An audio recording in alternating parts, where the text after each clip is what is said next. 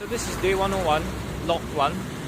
Currently there wasn't anything much going on in the morning, but right now I've just had lunch and also taken one round of the localized Greenwich Food Centre shuttle, which apparently only operates once a day.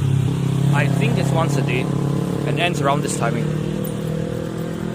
Of all the stops that it made, it didn't stop at just outside Seva, but it did stop outside DHL, so I could definitely go into Seva from DHL, and that would save me all the trouble of walking from the Kopitiam to the area.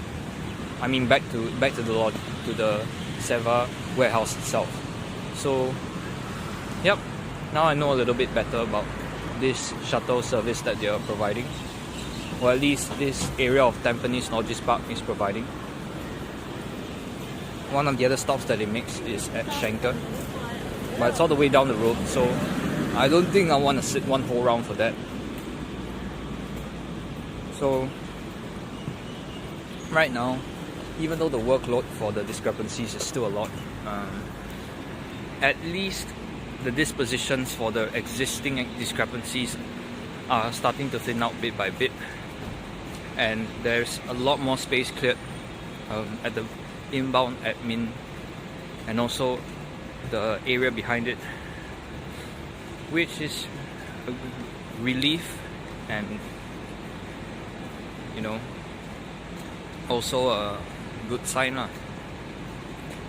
Future shipments might have the same issues as well, because buyers constantly have to seek approval from the financial heads or whoever is in charge of the purchases before they can open the purchase orders through SAP to have to input the goods for the order and then send it to us so we can receive them and stuff like that.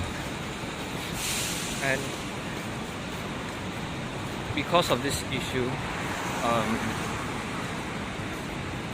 I think we're going to expect maybe just as much volume of discrepancies again. So probably if the new incoming shipments are restarted again, you'll be probably doubling or tripling in discrepancies to make, and the amount of times you have to call the buyers or get in touch with the buyers is probably gonna double or triple just as much. Yep. Ooh. Speaking of that, I did have contact with some of the buyers again today, but thankfully they were cooperative enough to find out what was the root cause and some of the issues that were on their side, while some of the discrepancies that were on our side, we tried to resolve them as much as I could. The discrepancies that were on my side, I tried to resolve them as much as I could. But of course there's still more left to create. Sometimes when it comes to resolving discrepancies, the dispositions can take a long while, maybe anywhere from 15 to 30 minutes if I'm unlucky, or maybe just within the span of about 5 minutes if it's easily solved, or if it's just really those small mistakes. Yet when it comes to small mistakes, they can make a huge difference. What do I mean by small mistakes? Receiving the wrong quantity. Example, receiving a few pieces short and not informing the buyer that there is insufficient quantity to do it. So you end up writing a notice for that, instead of checking first and then confirming with the buyer that this is the amount, screenshotting what you actually see to the buyer, so at least they can rectify the issue as soon as they can. So then the problem is not in your court, it's in theirs. Or the ball is not in your court, it's in theirs. On top of that, we still have other issues such as receiving too much. So suppose, for example, the physical quantity is actually 3 pieces, but you receive 5 in the system.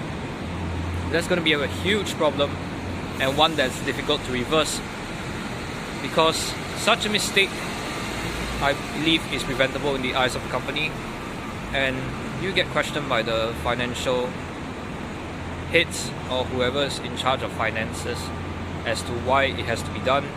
Then there are reports, all kinds of stuff, which also wastes time and leads to a major loss in productivity for every incident that happens.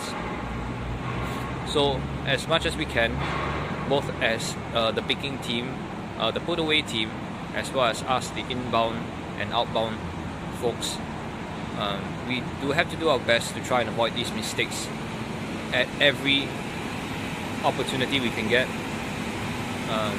If necessary, we'll probably have to open up the boxes to check and double check the quantity and make sure it aligns with the quantity in the packing list, if there's one with it, which I believe is also SOP for them to include a packing list or commercial invoice for us to counter check against. So yeah, that's pretty much supply chain in here, particularly in Seva. But elsewhere, maybe the systems are a little different and how they scan it, but the process more or less is about the same. The accounting and making sure everything is in place. Otherwise, it's going to be a huge cost. If it's not that severe, maybe a few $100s to the company. But if it's a huge and it's a big project, from the supplier to the buyer, easily anywhere into the 5-figure sums. So it's important to always look out for all these things and not cause accidental sabotage to your team, to your supervisor, or to the company overall. That's it for log 1.